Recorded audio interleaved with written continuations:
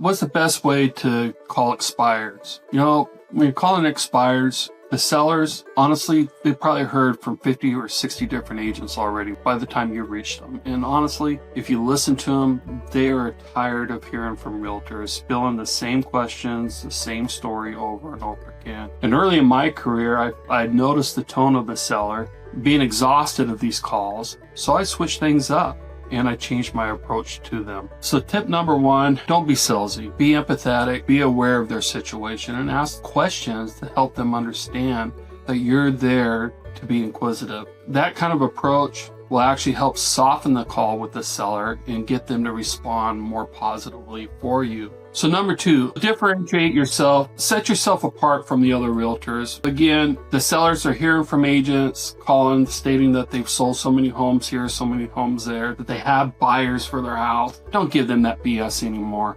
Be honest with them. The truth is, if you actually had a buyer for that house, you would have brought that buyer to them when that house was listed. I know I would. So offer solutions for them. Maybe have them reconsider how their property was positioned by giving them things or ideas such as just giving them a different approach of how to market the property. And that, again, that could be through photography, marketing remarks. Every situation is different, but be creative and think outside the box. Most sellers are hearing from agents who are saying things such as, are you looking to resell or relist your property? I have buyers for the property. I've sold so many homes around these things. The conversations typically are focused on the listing agent or the agent themselves rather than understanding the seller's position. When I give a seller a call, what I do is I approach the conversation trying to understand their situation, what their goal was with that outcome. Once you could break down those walls and get that seller, and that seller actually trusts that you're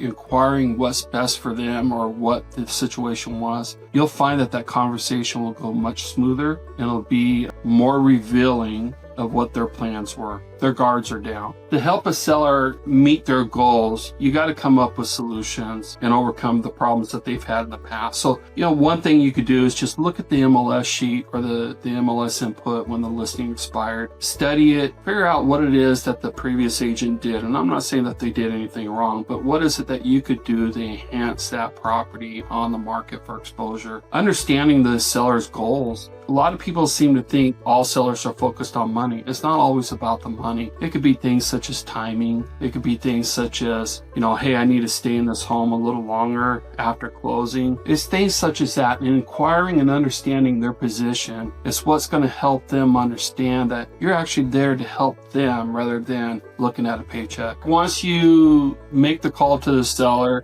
and you show you're actually inquiring about, why in the hell didn't this house sell? So you're inquiring about the process of why it didn't sell. And then you move forward with solutions. Typically, the conversation will go to setting an appointment. Providing value to the seller is very important, but I found over the years that understanding the seller's situation is more important than what you're offering.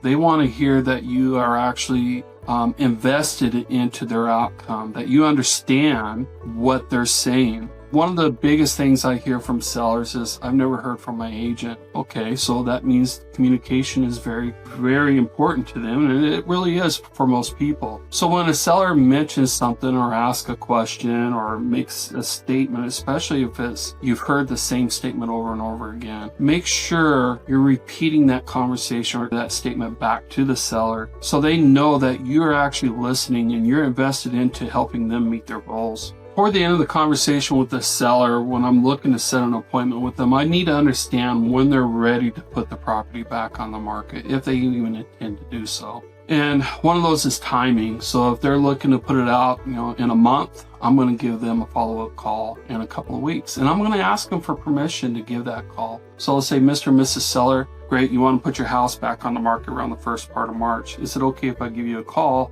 about mid-February so we can start scheduling that time? And they appreciate you asking those questions, for that permission. And then I just kind of ease right into it and go from there. In conclusion, when you're calling a seller, be honest with them. Don't give them any BS. And you'll hear me say that quite a bit, but it's true. Be empathetic, be inquisitive, understand their situation. Don't be real pressury because you'll scare them off. Offer solutions, understand their timing, and then go from there. But always be prepared to have a process. When I'm speaking with the seller and I understand their situation and I'm empathetic, I show empathy, I'm inquiring why certain things didn't happen, what their goals are. During this whole process, I'm always prepared because I know my systems and process are the ones that are going to help them stand out when we actually put their house on the market. By knowing your systems and having those processes right here, it's always going to help you be prepared to answer any questions that they may have. In the end, don't be afraid to ask for the appointment. And again, just be really empathetic. These people have gone through a tough time. So if you ever have any questions or you like to explore how to approach expired calls, give me a call. Be happy to discuss it with you.